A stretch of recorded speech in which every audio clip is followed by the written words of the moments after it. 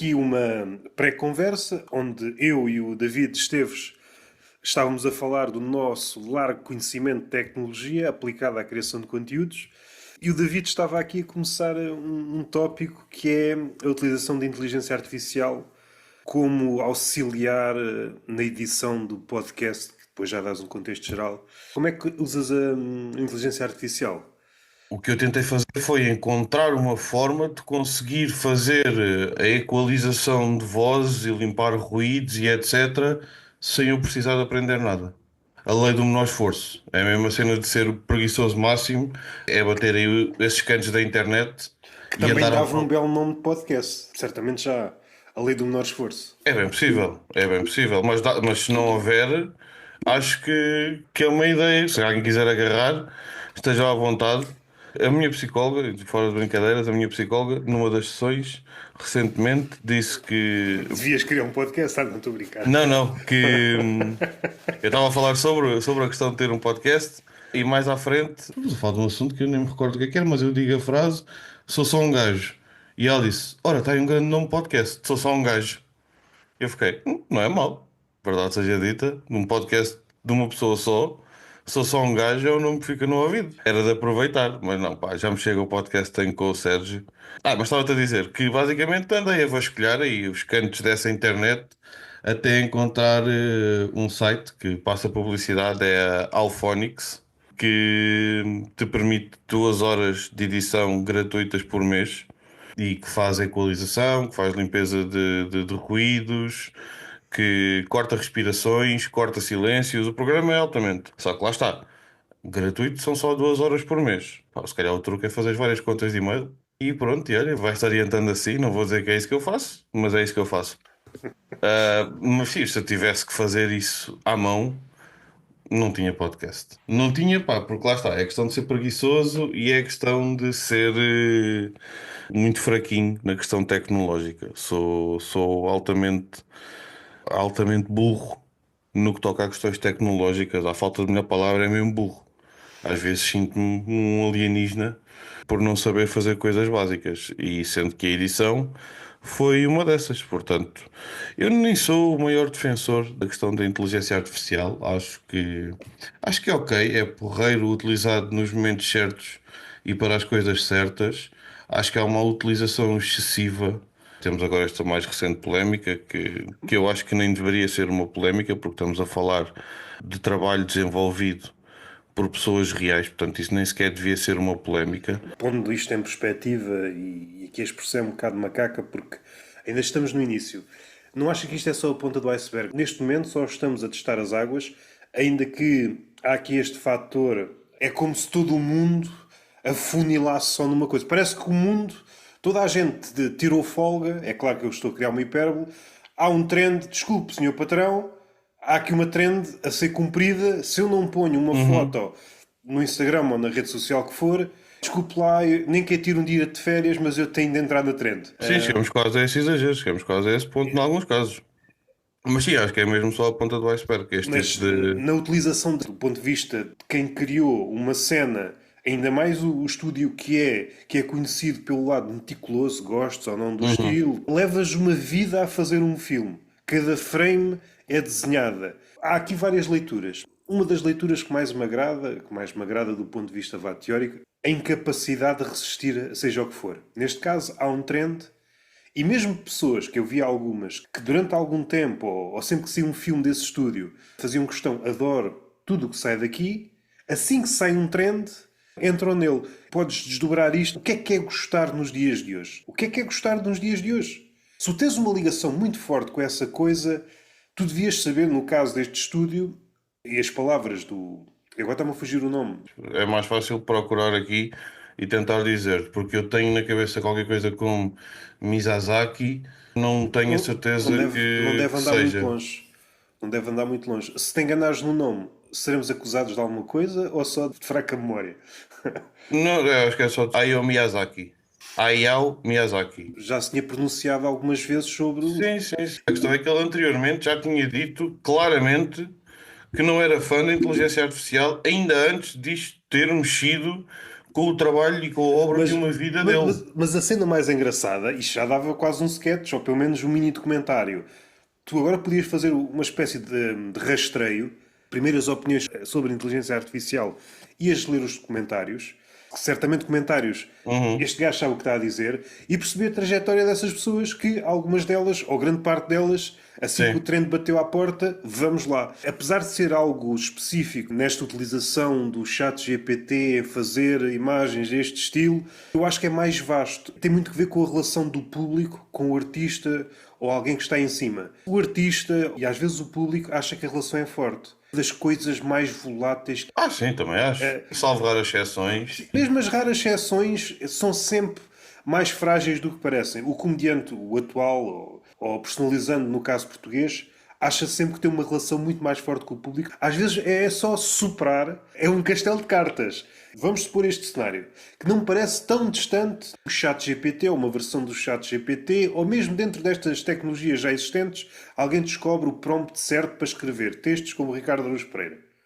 Já podes pedir isso ao chat GPT, atenção. A questão é se ele consegue ou não consegue. Já não anda muito longe. Se tu conseguires afinar, já não anda assim muito longe. Ele falha lá em algumas cenas. A questão é, quando isto for sem mácula, tu pedes e ele faz e, epá, isto podia ser... Uhum. Até que ponto é que não vamos assistir a uma chuva de sósias de Ricardo Araújo Pereira? Lá está, mas eu acho que isso, como estavas a dizer há pouco, que é a ponta do iceberg, eu acredito que seja realmente.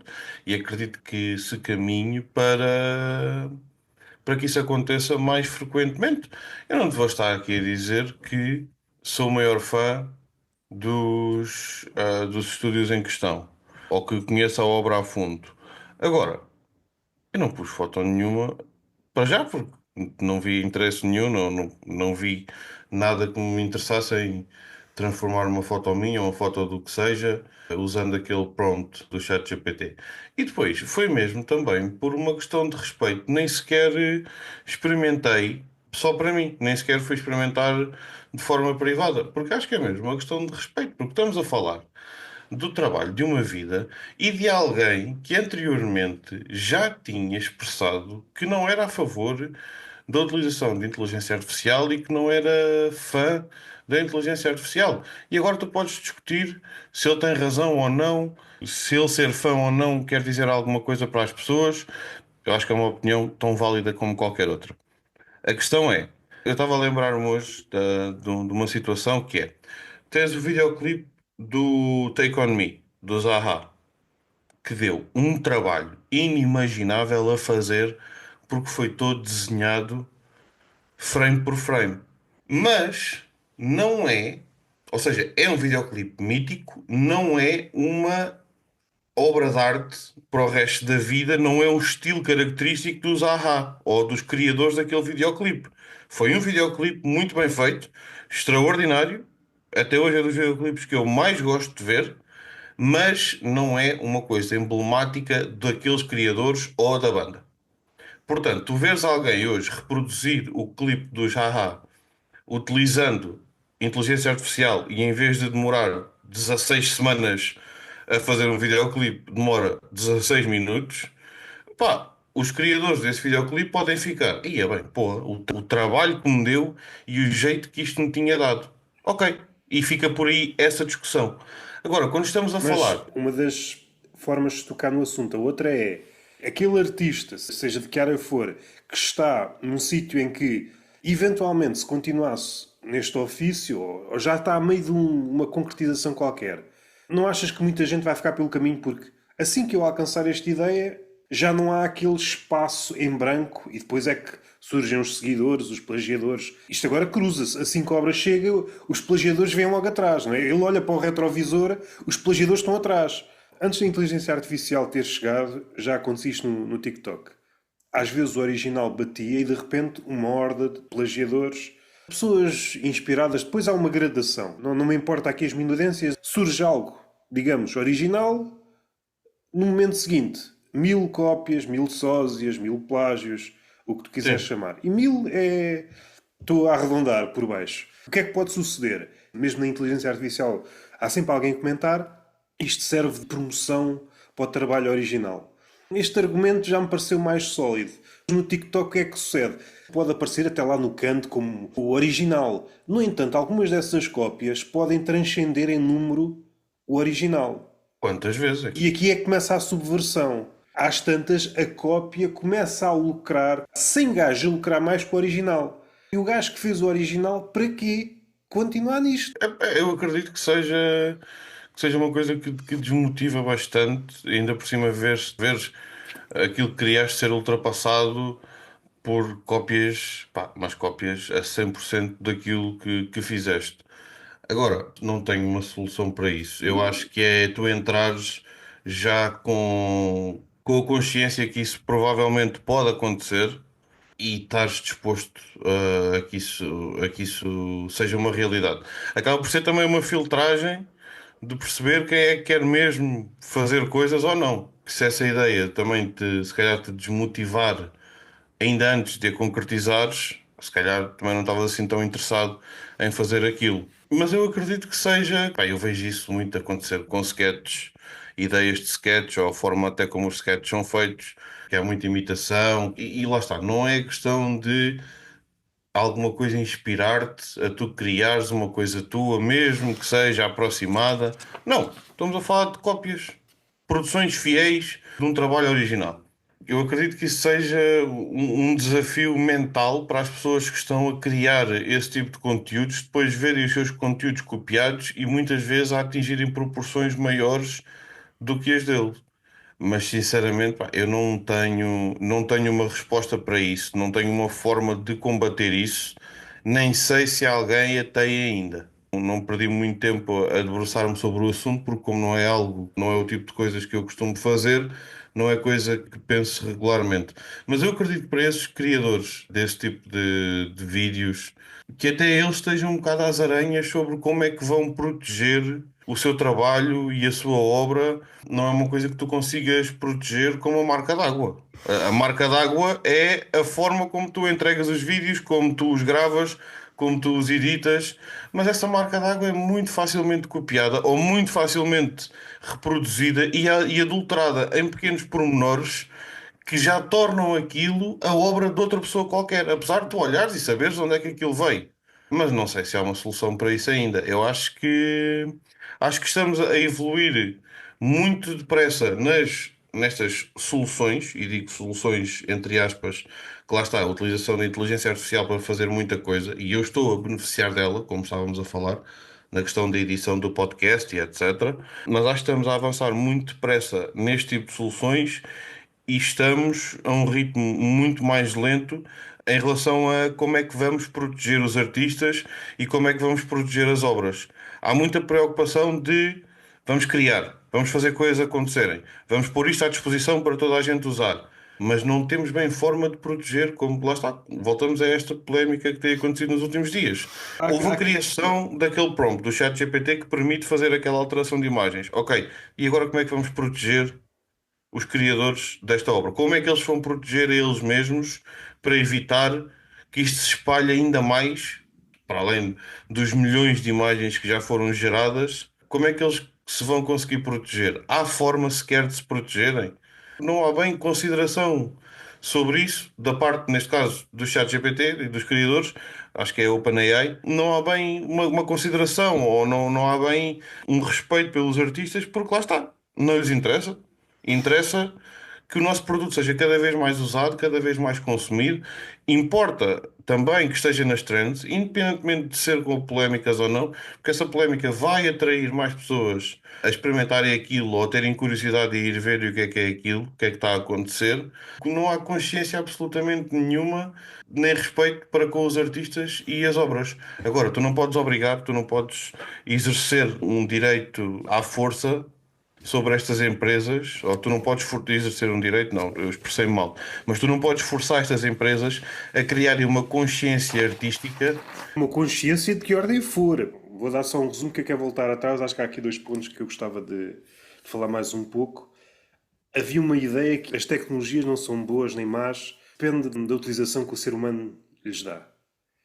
No entanto, agora a vaga da inteligência artificial desmascarou um bocado isto porque ela surgiu já com um viés para um lado.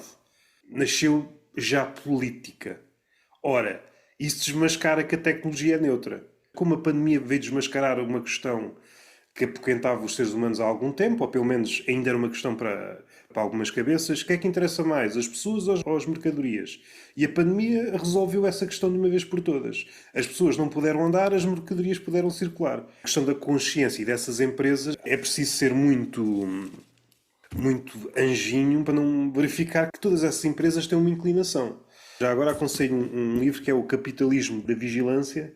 Há uma senhora chamada Shoshana Zuboff e ela traça uma trajetória dessas grandes empresas, coisas que agora estão mais claras. Por exemplo, o Trump é bom porquê? Porquê é que o Trump é bom? Ele está a verbalizar tudo aquilo que os empresários não conseguiam ou não tinham coragem de dizer. Ele está a pôr por extenso o que estava nas entrelinhas do neoliberalismo. Ouvires aquele gajo, agora percebo como é que a economia global funciona. Dói um bocado, dói. Mas ele está a dizer, isto é que é o mundo. Do meu ponto de vista ideológico, não consigo passar por cima disso ou não consigo justificar outro tipo de opiniões e outro tipo de atitudes com isso, porque tenho um bocado de medo de sequer desse tipo de abordagem, porque esse é o tipo de abordagem que acho que tem atraído também cada vez mais pessoas para um Chega aqui em Portugal.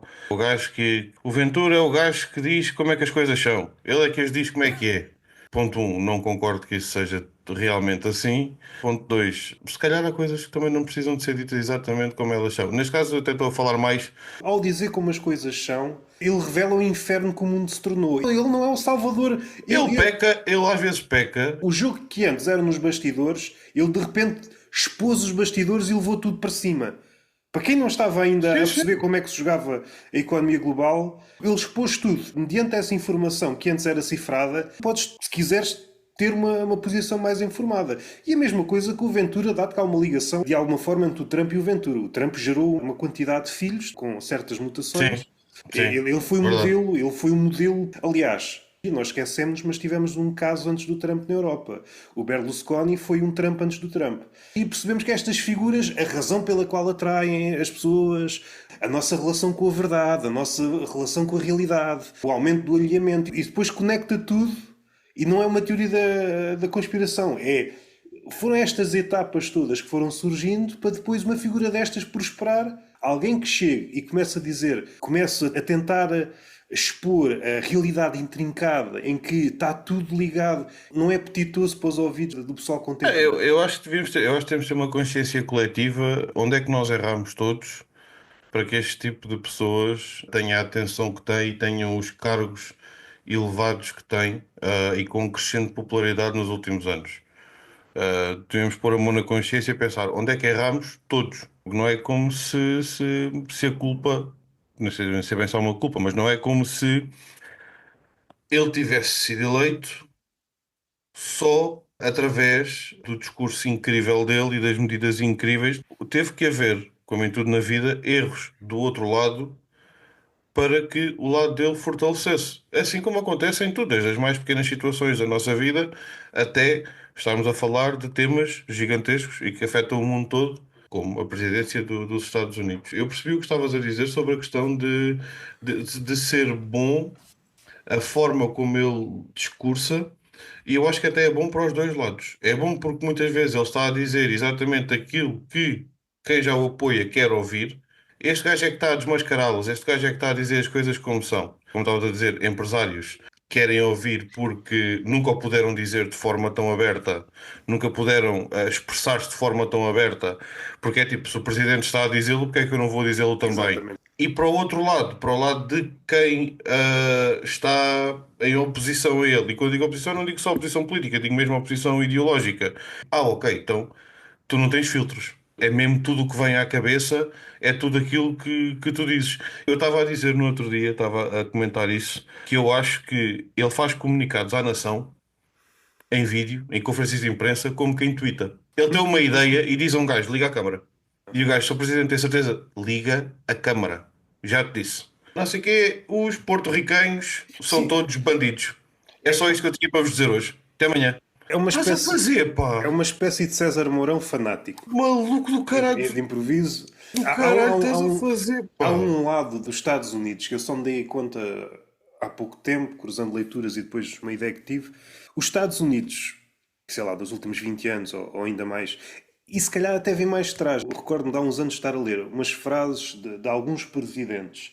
Era que o Nixon. Epá, já não me recordo. E de algumas frases, e assim, isto podia ter sido dito pelo Trump. Nós é que temos a memória um bocado curta. O Trump não apareceu no vazio. O outlier foi ali o Obama, e mesmo assim o Obama também tem umas coisas que a história há de acabar por desmascarar. Porque há um episódio muito engraçado num estado dos Estados Unidos, passa a redundância, em que a água não era potável, e é isto aqui que eu depois vou ligar, que Eu acho que estás a falar da cidade de Flint, no Michigan. faz um número de teatro que finge que bebe a água e não bebe, e Se não me engano, foi em Flint, sim. o Obama não é aquela figura que quiseram fazer dele. Ninguém é. Quem achar que é, está tapado para E aqui, o resto do mundo. e aqui bate uma cena que é: o Trump é da mesma linhagem, mas num sentido diferente. No que é que os Estados Unidos se tornaram realmente bons e serviram como modelo para grande parte do mundo ocidental, principalmente? Eles são muito bons nas relações públicas. Quando começas a ver segundo esta lente, acontece uma grande tragédia, aparece uma comitiva. Não tenham problemas, não tenham problemas, não tenham problemas, depois a memória vai decaindo. O que é que aconteceu na realidade? Os problemas persistem lá, só que houve uma chuva de comunicados, a burocracia do bem-estar. Está tudo bem e não acontece nada. E eu tive uma epifania, não sei se foi no ano passado, não sei se te recordas, quando os Estados Unidos atacaram o Iraque, havia um ministro da Defesa iraquiano que tinha uma mensagem do género, que estava tudo bem, quando lá atrás estava tudo a desabar. É. E Não, eu eu não assim, recordo ver isso. o modelo dos Estados Unidos. Neste momento, então, é claríssimo. Desabar quando à frente há relações públicas. Neste caso, o Relações Públicas Mora é o. Se bem que é o Relações Públicas de louco dos cornos. Tanto pode ir para um lado como para o outro. É imprevisível. O Relações Públicas normalmente vai sempre no sentido de acalmar os ânimos. No caso dele, pode ir no sentido contrário. Por isso, é uma figura um bocado instável como Relações Públicas. Se fosse Relações Públicas da discoteca, de repente, epá, vão para o caralho. Este foi o modelo dos Estados Unidos durante muito tempo. Já acontece qualquer merda, uma comitiva, isto vai correr tudo bem, isto vai correr tudo bem, foi praticamente exportado para todo o mundo. Sim, sim. Há umas semanas estava a ouvir um filósofo em relação ao nazismo. Um ano ou dois depois da Segunda Guerra Mundial, ele viveu na Áustria durante muito tempo. Estudou filosofia, mas é mais escritor.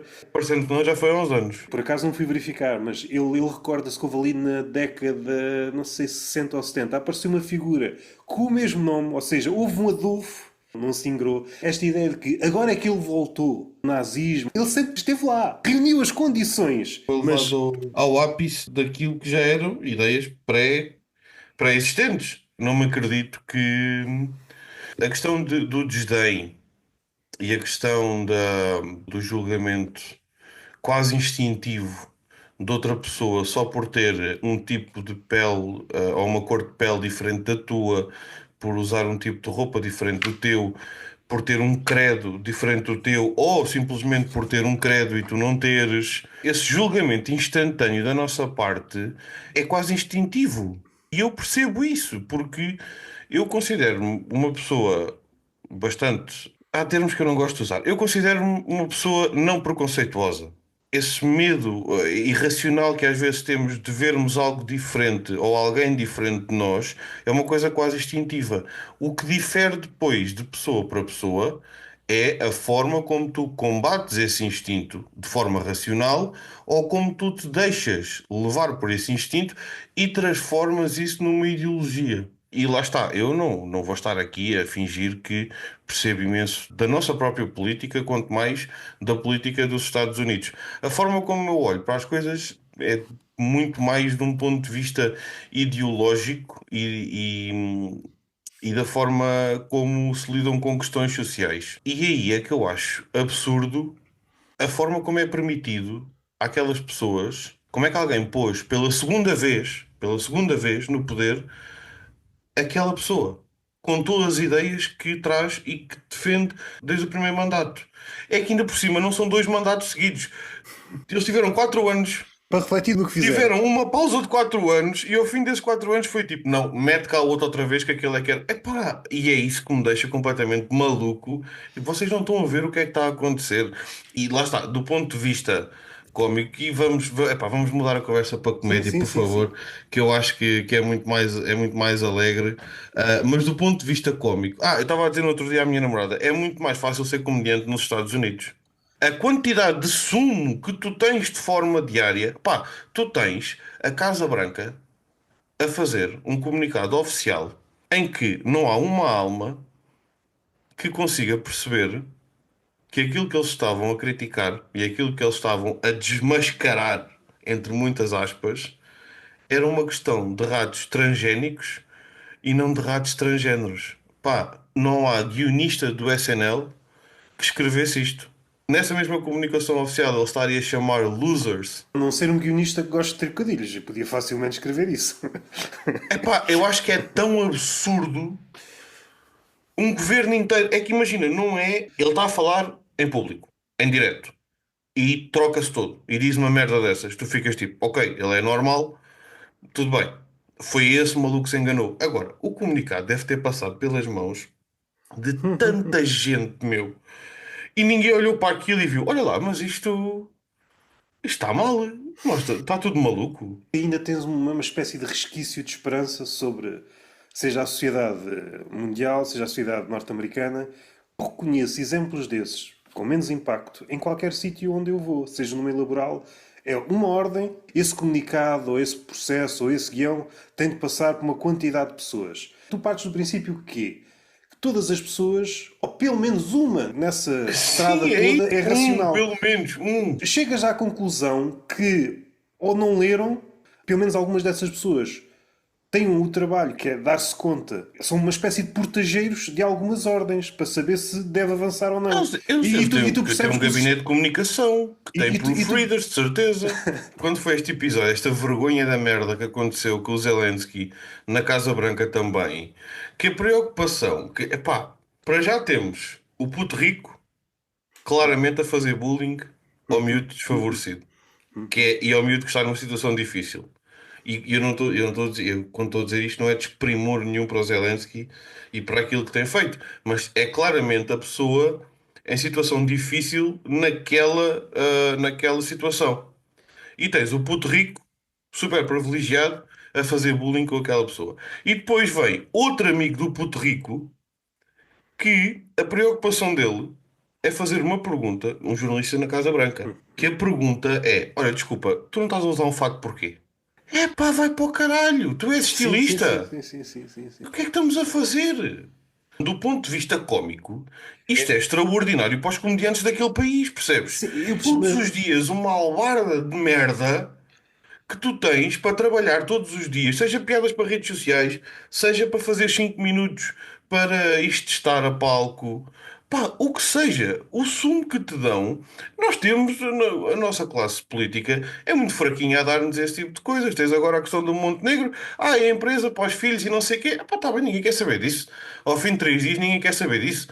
Não temos um gajo, não temos um jornalista a perguntar a um chefe de Estado estrangeiro a dizer: olha, desculpa, tu porque é que tu estás a comer o pastel de nata com colher?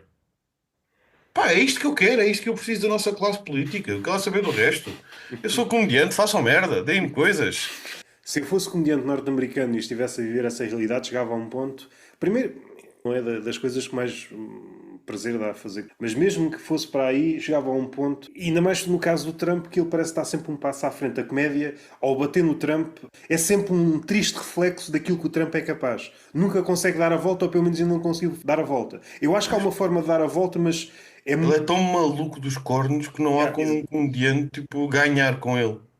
A ordem é: um heckler num espetáculo não vai ganhar um comediante não vai ganhar ao Trump porque um comediante está a fazer as coisas ali dentro de um determinado limite e com uma determinada técnica e está a tentar tirar leite de pedra. Está a tentar fazer qualquer coisa que tenha graça e no dia a seguir chega ao Trump e está a disparar rolos de papel higiênico para acho que era para os porto-ricanhos, para um bairro porto-ricanho. Ou Pá, seja, o que é que um comediante faz aqui, meu? Eu tanto não é. tenho, eu não tenho helicóptero. Eu não tenho helicóptero Parece para um isso. youtuber com ganhos meios. É o MrBeast dos Eu ia dizer que é o MrBeast dos psicopatas, mas tendo em conta as histórias que sabem do MrBeast, é o É, MrBeast. É uma loucura, pá. É uma loucura. Tu não tens como ganhar. O Eric Andre, nós vemos os programas do Eric Andre e ficamos tipo, ei, bem, este gajo é ganda maluco.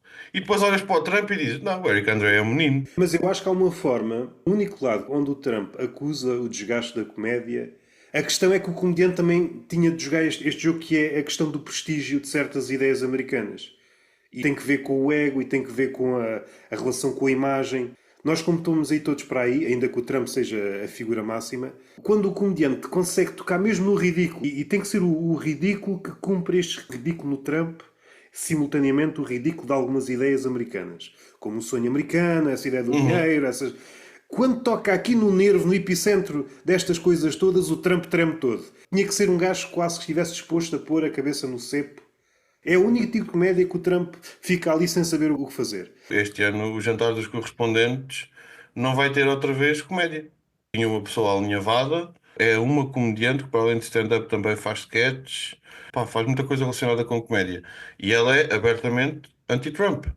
E ela faz questão de o incluir na comédia dela várias vezes.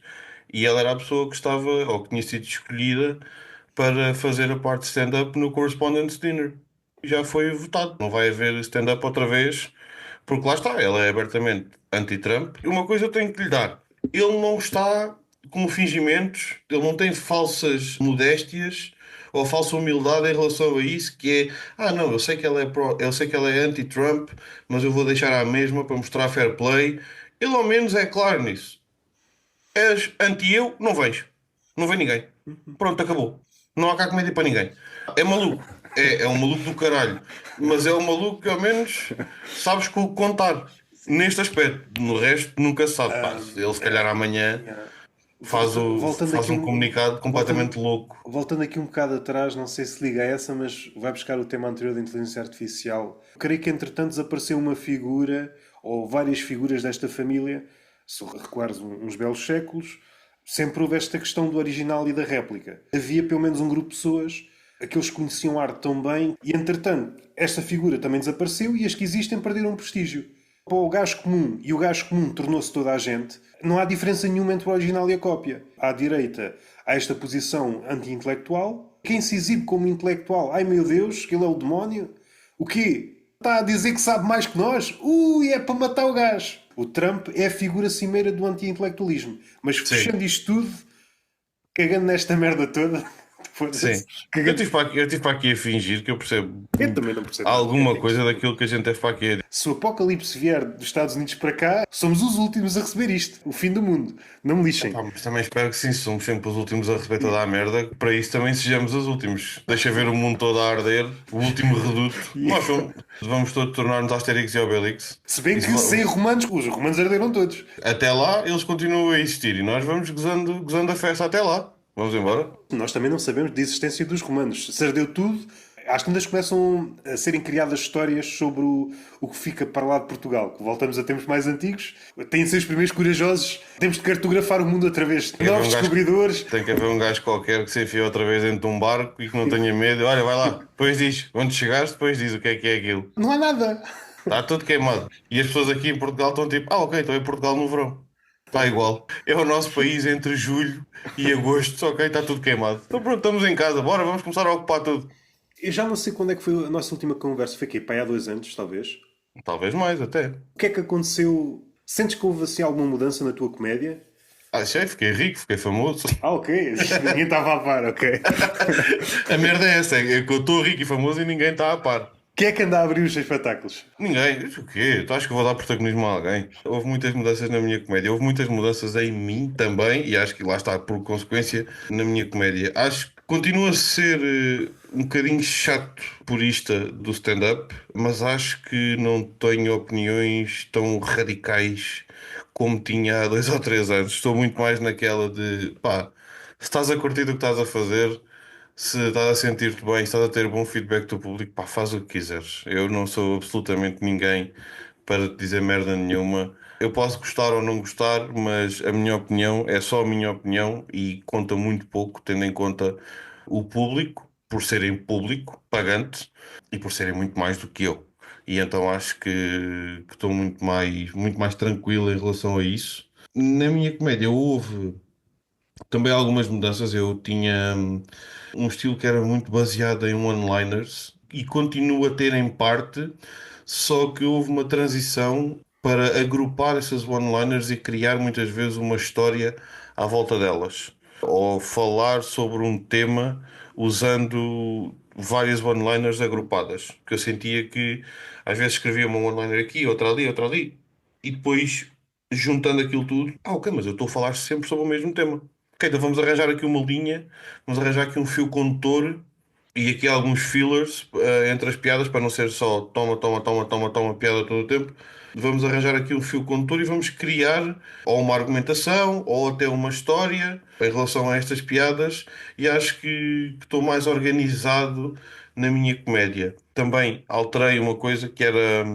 Eu estava muito preocupado na altura em pegar em assuntos sensíveis, em assuntos tabu, digamos assim, e falar sobre eles. Eu estava muito focado nisso, mas falar de forma elegante. Eu detesto piadas que não têm piada, que sejam só pelo choque. Isso para mim é das formas mais terríveis de tentativa de humor. Porque lá está, se não tem graça, não é humor.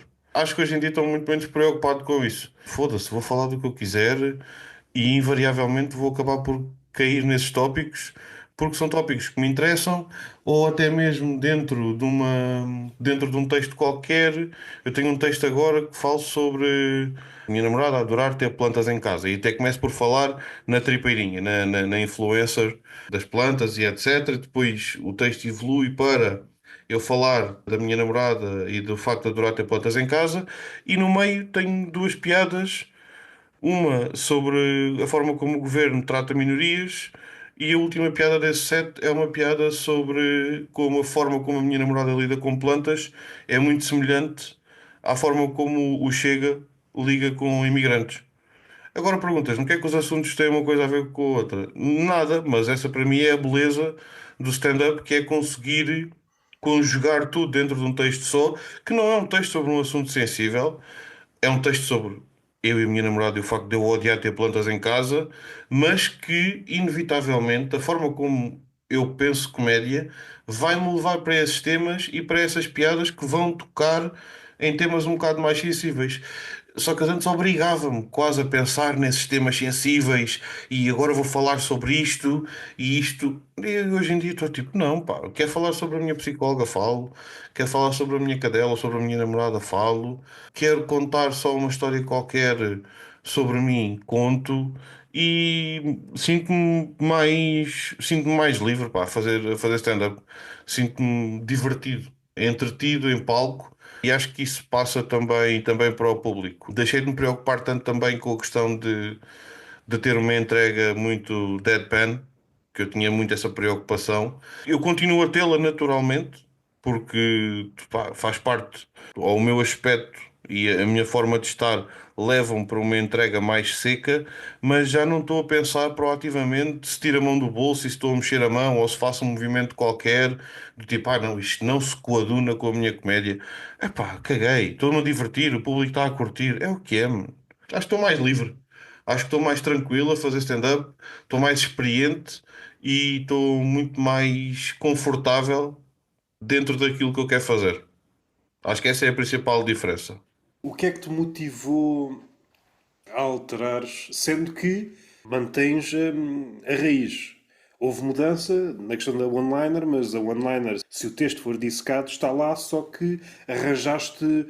Quem não faz one-liners, se calhar Uhum, não se dá conta, se forem one-liners soltas, uhum. a complicação que é decorar cada uma é uma estupidez. Acabaste de responder à pergunta que me fizeste. Era exatamente isso. O facto de eu ser extremamente distraído e extremamente esquecido e de eu estar, a minha cabeça estar em todo lado ao mesmo tempo e eu ficar. A única coisa que eu tenho medo a fazer stand-up, o único receio que eu tenho é esquecer-me do texto. Porque a minha capacidade de improviso é muito pouca e eu estou a confiar muito no texto a levar para o palco. E se o texto me falha, falha-me tudo. E a minha capacidade de decorar é muito baixo. Eu trabalho muito por associação. Tenho muitas palavras-chave no texto, até a forma como. É que imagina, eu tenho 4 ou 5 one-liners sobre um tema e a forma como eu as organizei em casa, até a forma é pensada, porque não foram organizadas de forma aleatória, não é? Vai esta em primeiro, esta em segundo, esta em terceiro. Não, eu organizei-as de maneira a saber a ordem quase automaticamente e quase instintivamente com a terminação de uma das piadas faz-me lembrar qualquer coisa do início da outra. Consegues dar assim um exemplo rápido? Pá, olha, consigo. Eu tenho um texto em que falo da minha família e eu organizei aquilo de maneira crescente. Ou seja, eu começo num plano geral em que eu digo metade dos homens da minha família são taxistas, outra metade são militares, o que significa que 100% bate nas mulheres. E a partir daí eu começo a partir aquilo por pontos. Tenho uma piada sobre o meu irmão, a seguir veio uma piada sobre os meus pais, a seguir veio uma piada sobre a minha avó e termino com uma piada do meu avô. Isto parece uma coisa quase infantil, mas esta associação de eu partir do mais novo para o mais velho ajuda-me a criar esta sequência. A primeira piada, que é uma piada geral sobre a minha família, abre-me toda a ramificação que vem a seguir. E a seguir é literalmente uma sequência do mais novo para o mais velho. Irmão, pais, avó, avô. É uma coisa tão simples, mas que me permite ficar instintivamente apto a fazer este texto sem pensar. Sem pensar na ordem. Eu não preciso, eu já sei o que é que vem a seguir. Eu instintivamente sei, ok, depois dos meus irmãos, depois do meu irmão são os meus pais, depois é a minha avó, depois é o meu avô. Está feito. Naquele texto que eu te estava a dizer, esse é um texto relativamente recente na questão de ter plantas em casa. Eu começo por uma coisa muito específica, a questão da tripeirinha, que eu começo a fazer um rant sobre a tripeirinha, que coitada, não tem culpa absolutamente nenhuma, e até é uma influencer muito fixe, é tipo das influencers mais porreiras que por aí anda, e mais originais, até pela temática que aborda, mas eu começo a dizer que aquela mulher arruinou a minha vida. E falo ali, tenho duas ou três piadas sobre ela e sobre o trabalho dela, e depois digo, mas esta mulher, eu não tenho nada contra ela, esta mulher só me arruinou a vida porque convenceu a minha namorada que vai fazer da nossa casa o Horto do Campo Grande. E esta transição da tripeirinha para a minha namorada, depois a questão do Horto do Campo Grande, são associações que eu faço e que podem não fazer sentido para mais ninguém, mas que para mim me ajudam a decorar o meu texto. Eu faço a transição para o Horto do Campo Grande e depois vou dessa estrutura grande de um horto para coisas mais pequenas e começo a explicar porque é que ter plantas em casa me irrita. Porque são muitas, porque ocupam espaço, ou seja, na minha cabeça, a forma como eu organizei é: a minha casa está dividida, ou a minha casa está organizada como se fosse um horto. E o que é que me chateia nisso? O espaço que ocupa, a dimensão das plantas e a forma onde estão colocadas, o tempo que isso faz com que eu gaste a cuidar das plantas quando a minha namorada não pode. Vou para uma coisa ainda mais particular, que é o facto da minha namorada adorar ter plantas, mas é péssima a cuidar das plantas. E vou tipo ao ponto de, depois ao ínfimo pormenor de a minha namorada deixou que um cato morresse aqui em casa. Um cato que sobrevive ao deserto. Um cato que sobrevive a temperaturas extremas, tanto de frio como de noite, e sobrevive dias e dias e dias sem água. Mas não sobrevive, não tem uma amadora. Parto da tripeirinha, ok? Ponto central do texto. Depois vou para um plano maior, que é a comparação da minha casa com o Horto do Campo Grande, e depois vou partindo em blocos mais pequenos até chegar ao ínfimo pormenor do cato não ter um na Amadora.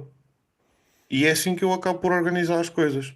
Porque se eu faço esta piada, e lá está, eu não tenho uma linha definida sobre como vou organizar os textos. Costumas partir sempre do geral para o particular ou há vezes que fazes o contrário, do particular para o geral? Primeira opção, a parte do geral para o particular. Porque, e como disse há bocado, por exemplo, tenho a piada sobre a família. E depois faço aquela sequência da questão da idade. E aqui também parte do geral. Temos o geral que é eu não gosto de ter plantas em casa. E o geral depois é quem é que convenceu a minha namorada a ter plantas em casa. Temos a tripeirinha. E a partir daí parto em blocos mais pequenos até chegar ao particular. Agora, não há bem uma linha, porque lá está, também depende dos temas. Ainda há bocado com a minha família foi a questão da idade. Aqui foi a questão de eu partir de uma ideia que é não gosto de ter plantas em casa porque isto, e depois parto em blocos mais pequenos, não gosto porque isto, até chegar quase à mesquinhez, até chegar quase ao ínfimo pormenor de um pequeno cato que me faleceu, ia dizer que faleceu, de um pequeno gato que secou e que a minha namorada deixou morrer aqui em casa.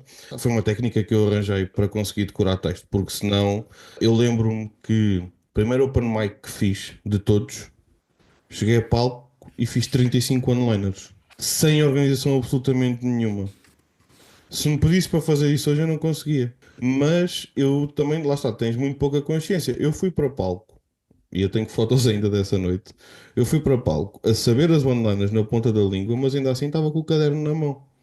E era o meu primeiro open mic, tu não tens grande consciência de nada. Então eu estava super à vontade com o caderno na mão, não precisei dele, mas se eu hoje em dia vou para palco de caderno na mão, caderno aberto, sinto-me maluco. Sinto, tipo, estás a fazer pá. Não trabalhaste o suficiente para estar, nem devias estar aqui em palco, porque não trabalhaste o suficiente para estar aqui em palco. Mas na altura, primeira atuação, eu pensei, eu quero dizer as piadas todas que eu escrevi, que ela saber se olho para o caderno ou não. Só que eu continuo com esse mesmo sentimento. Eu continuo com essa mesma vontade de dizer as piadas todas e de fazer o pessoal rir, essa paixão infantil, essa paixão despreocupada e sem qualquer tipo de segundas intenções, sem ser fazer as pessoas rir, continua a existir em mim. Essa continua a ser a parte mais bonita da comédia para mim.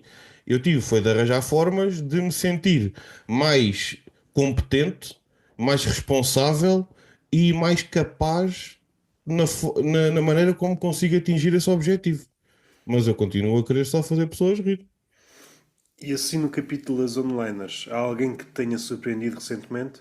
Nacional ou internacionalmente? Internacional há. Podes falar daquele nome que a gente tinha falado Sim, nos pá. bastidores. Um gajo diz que tenha surpreendido. Sim, surpreendeu-me porque eu conheci há pouco tempo e acho que ele até ganhou um spotlight diferente Uhum. há pouco tempo, mas ele anda aqui há 40 e tal anos, quase Sim, 50. sim, sim. Aquele velho, o Andy Huggins, é completamente inacreditável. Quando ele abre o special dele, a primeira piada dele, ele está com 73 anos. Quando grava o Acho que special. agora já deve estar com O special é de 20, é de 2023. 75, talvez. Ele é de Ouvir um. 50, ele é de 1950, portanto sim, faz 75 este ano. Eu há pouco estava a ouvir um rimo logo ao início, porque uma chamada por Zoom, não sei qual é o outro comediante Uhum. que o convidou para o podcast, e ele aparece com a imagem toda desfocada, ou seja, coisa típica de velho, só que ele é um comediante. Ou seja, tem consciência do que está a Sim. acontecer. No entanto, como é um velho, não consegue corrigir o que está a acontecer. E eu achei isso muito engraçado. É que normalmente os velhos nem sequer têm consciência. Ele tem consciência, mas no fim de contas continua a ser um velho, por isso permanece na mesma. E teve o podcast, pá, 1 hora todo desfocado. É que não é só a Pá, cabeça, é todo desfocado. Parecia uma está-se a névoa. cagar. Está-se a E eu cagar. acho isso. Quando atinge essa idade, não há assim muitos casos na comédia, ou pelo menos com uma figura. É que ele tem 70 e é uma figura que notas que podia ter 90. Podia ter Yeah, ele 90, está todo acabado. está todo acabado. Eu não sei se levou uma martelada no alto da tola. Ele meteu foi muita droga e Sim, muito muito álcool, álcool sim, assim. para dentro daquele corpinho. Por isso é Sim, que sim. ele também está assim. Mas chegou ali um ponto que encarquilhou. Ele tem a piada no special dele, acho que é o Early Bird Special, em que ele diz: o meu rabo está a mirrar. E ele levanta-se e vira o rabo para o público e faz 3 ou 4 piadas sobre o rabo dele. Pá, mas eu acho completamente inacreditável. Ele é mesmo incrível. O timing dele é perfeito. A escrita, a forma como ele entrega. Pá, não há uma palavra desperdiçada. Eu acho impressionante. Há comediantes que eu gosto porque eu sinto que não há uma palavra desperdiçada, apesar de eles dizerem muitas, mas não há uma palavra desperdiçada porque eles basicamente estão a conversar e fazem piadas pelo meio. Um exemplo disso para mim é o Mark Maron. O Mark Maron faz discursos em palco que pontua com piadas e eu consigo ver o special todo dele e acho muita graça, acho muito bom. O Bill Burr também, o Bill Burr fala imenso, não está preocupado em apressar a piada e eu adoro isso nele. E gostava de conseguir chegar a esse ponto, estar confortável em palco a Mas esse ponto. agora, fazendo aqui de advogado do diabo, o Bill Burr não é o caso exemplar, porque o Bill Burr é o Bill Burr, mas nessa abordagem típica de Bill Burr, ou escrever uma história à volta, ou dar um empratamento maior, e depois chegas à piada, às vezes a piada é muito fraca, pá. Às vezes a piada propriamente dita, o caminho é muito bom, Mas estás Mas a falar do Bill Burr especificamente ou de pessoas que seguem essa linha? Mas ele pontua muito bem com tags, pá, no meio. A questão é essa, é que ele mantém-te entretido o tempo todo. nos últimos 10 anos houve aqui um fenómeno. O Bill Burr acho que já começa a aparecer, o Louis C.K. também. É que antes eles tinham muito cuidado, tinham outro rigor e não se aproximavam, mesmo antes sequer da piada, tinham formas singulares de atacar o tema. Muitas vezes o Louis C.K. só para aí à terceira piada sobre o tema é que ele é completamente original. O resto ele está a bater em coisas que já toda a gente bateu. Eu acho que antes havia este cuidado de ourivos para não tocar em terreno que já foi pisado. Agora estamos naquela fase que se foda, vamos fazer o que os outros já fizeram e depois eventualmente a última piada sobre o tema vou dar aqui qualquer coisa minha. Eu percebo o que estás a dizer. E nem é bem isso que o que eu quero dizer é, e em Portugal se calhar fica mais fácil, mas muitas vezes a ideia que me dá um bloco. Pode chamar de texto, conversa, um bloco grande e depois, quando chega propriamente à piada, epá, essa piada já foi contada 300 vezes só nos últimos 5 anos. Uma dupla desculpa. É a desculpa que é uma história e depois é a desculpa que é biográfico. Eu jogo duas cartadas, se esqueces dessas cartadas, amigo, esta piada já foi dita nos últimos 5 anos 500 vezes. Acho que é a forma como a apresentas. O final do raciocínio. Em contraste, por exemplo, um gajo tipicamente do onliners não se pode escudar nisso. Não há cá floreados, não há cá antes, preparações. E se a piada for igual a uma que já foi feita, Certo, alguém aponta certo. ao amigo, isto já foi Mas acho feito. que é por isso que eu sou quase inconscientemente atraído para comediantes que seguem essa linha ou que pelo menos estão muito próximos dessa linha. Lá está, estava a falar do velho crack, o Andy Huggins, estamos a falar de um Jeselnik, de um Mark Norman, de um Sam Morrell, que são todos comediantes dentro dessa linha. Eu não gosto muito de usar termos em inglês, mas acho que em Dá, português dá. traduzido ainda fica mais ridículo. São joke writers. Eles escrevem piadas, entregam as piadas em palco. Não escrevem histórias. Agora, acho que houve uma evolução de comediantes de one-liners que foi começarem, e eu tenho a certeza que fui inspirado por eles e comecei a seguir esse caminho quase inconscientemente também, que foi, lá está, agrupar essas one-liners, ter a preocupação de ter um fio condutor, mas sim, mas lá está, com as one-liners tu não tens como escudar-te, não tens como embrulhar a história de maneira a pontuar com tags aqui e ali, que já tornam a história engraçada por si só e que desculpam ou atenuam uma punchline mais fraca. Eu acho que me sinto imediatamente atraído para estes comediantes porque eles se propõem a isso. É tipo, se falhar, falha a piada toda. Se acertar, acerte para caralho. Não há meio termo. Ainda por cima, quanto mais curta a piada, não tens por onde fugir. Mais uma vez, como está ausente a figura do crítico, se houvesse um gajo que estivesse disposto a pôr a cabeça no cepo e pusesse alguns beats deste género e pusesse anedotas, ia ver cá aqui uma relação de parentesco gigantesca. E no pior dos sentidos, aquilo que se aponta às anedotas como negativo ia-se apontar nestes beats. Eu já vi muita gente a escudar-se disso. Ah, é uma história pessoal. Está bem, uma história pessoal, mas isso é uma desculpa que tem um grande cadastro. Os onliners é mais renta ao osso, não tem forma de se escudar. Depois há outra coisa, já está o meu gosto pessoal a falar mais alto. É dentro dos gajos das one-liners, depois há uns gajos muito especiais, por exemplo, o Wright, pelo menos eu acho que é o. Uhum.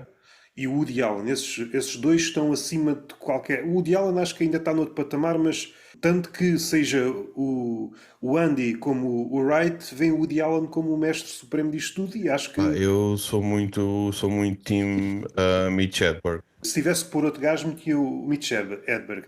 Isto para dizer o quê? Tanto nas one-liners, em beats vá mais de storytelling, é que depois há outras variantes, mas não ainda ao detalhe.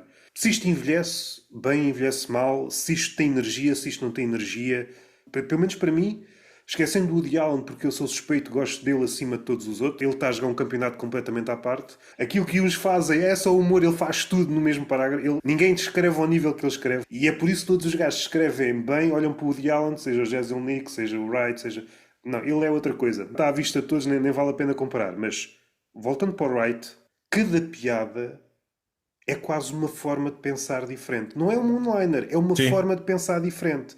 Vais traçando a trajetória de gajos que fazem one-liners. No meu caso, mais uma vez, não sei se estou a pôr a cabeça no cepo, mas, por exemplo, para mim, o Jimmy Carr envelheceu muito mal. Porque Também, pá, fogo. Ainda bem que acabaste de dizer isso. tu, Sinto tu, exatamente a mesma coisa. tu deste esses Fogo. exemplos que acho, até podíamos, se calhar, em terceiro pôr o Dimitri Martin, que eu acho que é um terceiro lugar honroso. Esquecendo o Woody Allen, o Wright, o Edberg e o Dimitri Martin. Esses são os três, quanto a mim, que eu conheço, os três melhores a fazer. Têm alguns dos critérios que eu acho que fazem uma boa piada. É isto sobrevive ao tempo, sobrevive, tem uma energia própria, cada piada é quase uma ideia. Neste grupo, eu acho que o Wright está acima de todos os outros. Quando comparas com o Jimmy Carr, quando tu percebes a forma de pensar do Jimmy Carr, isto é formulaico até dizer chega. Isto Sim, pois é. é chato, mas é menos chato porque são comediantes lá de fora. Se eu estivesse a fazer esta análise para comediantes cá de dentro, era muito mais chato. Não ponho no mesmo saco o Wright, Mitch Não, não, Hedberg e o também Jimmy acho, Carr. Eu acho que estão no outro também nível. acho que não. Acho que o Jimmy Carr caiu a pique nos últimos anos, pá. Das coisas que tenho visto dele, caiu a pique. E fico muito triste com isso, pá. O que é que uma boa onliner deve ser? Olha para o Wright, parece-me um exemplo. Pegas num raciocínio, é muito difícil encontrares um paralelismo com outra coisa qualquer. Ele olhou para aquela coisa e Uhum. conseguiu arranjar um raciocínio singular que lhe pertence para descrever aquilo. Por causa tem prazer em contradizer-se. Piada sim, piada não. E isso é giro. A maneira dele conseguir conversar com ele, com os dois lados dele mesmo, é giro ele conseguir fazer isso e conseguir mostrar isso sem parecer, ou sem ser forçado, sem ser uma coisa que parece que ele se forçou a fazê-lo. Dando estes três exemplos, Eu esqueci-me de mencionar um, pá. diz, Esqueci-me de mencionar um e estou a sentir-me herejo. dá-lhe, dá-lhe. Rodney Dangerfield. Conheço menos. Conheço É, algumas pá, one-liners, foda-se. É mas gosto, mas não conheço impressionante tanto para pôr aqui neste grupo. Não o conheço. ritmo, pá. O ritmo com que ele dispara piadas, pá. É impressionante. Impressionante. Mesmo num talk show. Tu vê-lo a ser entrevistado num Mas talk por acaso show. pus aqui porque o Higgins Pô, falou dele como referência. é impressionante o encadeamento, o encaixe de piadas que ele faz ali no espaço de 15, 20 segundos, faz 3 ou 4 piadas seguidas sobre o mesmo tema, mas quase, pá, quase uma história, mas com one-liners. Pois há outra cena, eu acho que é Foda-se, engraçado porque impressionante. não posso adicionar porque não sei, não tenho horas de voo na obra dele para perceber isso. Estes três já são um bom exemplo. Parece-me que o mais difícil de copiar é o Wright, a seguir é o Mitch Hedberg, e isto dentro dos três melhores. O Dimitri Martin. O Wright, à exceção de um grupo de piadas que ele tem sobre linguagem, e depois olhas para as piadas que estão a ser feitas ou foram feitas, sei lá, nos últimos 20, 30 anos, Uhum. vendo aqui. Foi esta forma que ele usou Yeah. e de repente estão todos os comediantes a usar, até nos solos. Esquecendo estas mais formulaicas, Achas que dá para imitar Dimitri Martin? dá. Aí, epá, eu acho muito É difícil. muito mais fácil o Jimmy Carr. Eu acho que o mais difícil destes todos é o Wright. Eu acho que é tão peculiar o que o Dimitri Martin faz. Pá, lá está depois uma coisa que eu não adoro, mas que no Dimitri Martin até isso aprecio, que é a questão dos instrumentos, aqui os quadros, fantoches, tudo coisas que eu à partida, lá está, como eu te digo, eu sei que sou chato com isto, eu sei que este é um defeito meu, sou chato, sou purista, tudo coisas que eu à partida iria detestar. Adoro ver aquele gajo a fazer, pá, é impressionante como ele faz aquilo tão bem. Eu acho que é tão particular. É uma coisa que eu olho para ele e eu penso, genuinamente, nunca na vida conseguiria fazer isto. Ao passo que olho para um Jeselnik, para um Mark Norman, para um Sam Morril, para falar de exemplos mais recentes e mais exemplos contemporâneos, e penso, tipo, vocês são incrivelmente bons no que estão a fazer, eu conseguia chegar a essa piada. Eu acho que conseguia fazer essa piada também. Mas há outros que eu olho para eles e fico tipo, nunca na vida conseguiria fazer isto. Nunca. Até aí eu acho que há escalões. Por exemplo, no Jimmy Carr, se tu estudares a fundo, não é uma piada que consegues fazer várias, Uhum. ou quase um solo, se fores louco.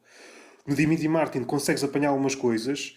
No Jason Lee, que também, pelo menos a forma de pensar na parte final, nos plot twists, começa a ser formulaico. No Edberg, os trejeitos, os tons e... No Wright, eu acho que é muito difícil porque cada piada é quase uma nova forma de ver as cenas. Sim. É como se houver uma forma que une isto tudo, ele não te a revelou. Ou pelo menos não está acessível. Tu tens outro exemplo, dentro disso que estás a dizer, tens outro exemplo que não é com one-liners, mas também que eu acho que ninguém consegue imitar, que é o Norm Macdonald. Não consegues fazer. Não me É parece pá, que seja. eu acho Não, que é não me muito. parece que seja Pá, impossível. ele era um nível de loucura. Aquela história super conhecida dele, daquela piada que dura 8 minutos no Conan, porque o Conan disse-lhe que precisava de fazer tempo porque um convidado faltou.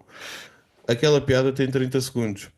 Só como o Conan disse que precisava de fazer tempo, ele enrolou, criou uma história ali na cabeça dele. E uma piada de 30 segundos ele transformou em 8 minutos de enchimento de chouriço e que se torna um dos momentos mais icónicos de um comediante num talk show. Tens que ser de alguma maneira predestinado para fazeres uma merda dessas. Se o Conan me pede para fazer 8 minutos de tempo, eu vou dizer: epá, está bem, então liga a luz de palco, dá o microfone, eu vou fazer 8 minutos de stand-up. Mas assumidamente stand-up. Não vou sentar-me no sofá e não vou estar aqui a despejar piadas ou a inventar uma história porque vai dar merda. E o outro foi tipo: precisas de 8 minutos, ok, então bora. Tudo junto no mesmo comediante é muito difícil. É a coragem, a ousadia, é esse tipo de, no momento certo, teres a forma certa de atacar o problema. Acho que é o desprendimento e o facto de não te levares tão a Ya, sério, ya, ya, ya, que é ya. uma coisa Sim, sim, sim, que eu sim. acho que ainda há pouco perguntaste-me, não estou de maneira alguma a pôr-me nestes patamares que temos estado a falar, mas é uma das coisas que eu acho que mudou na minha comédia.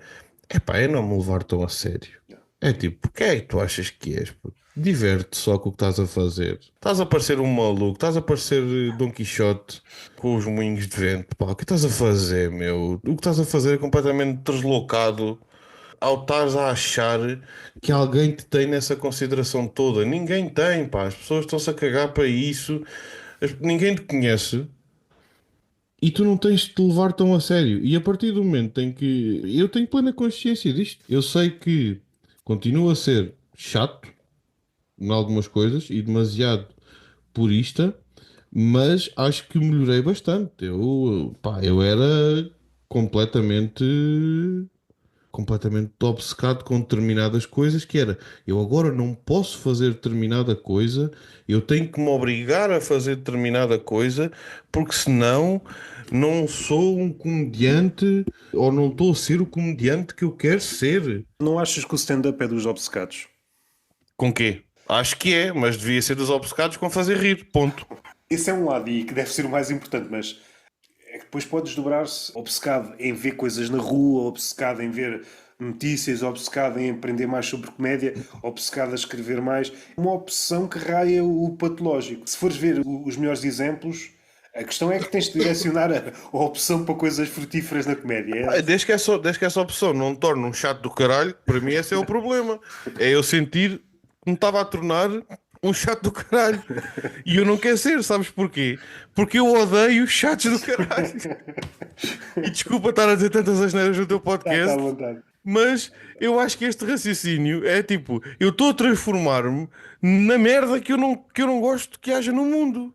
Porquê é que eu estou a transformar-me nisto? Eu não estou a divertir ninguém, eu não me estou a divertir a mim, eu não estou a divertir estas pessoas que estão aqui a ver-me tanto quanto podia, porque eu estou a transmitir uma coisa que não é real.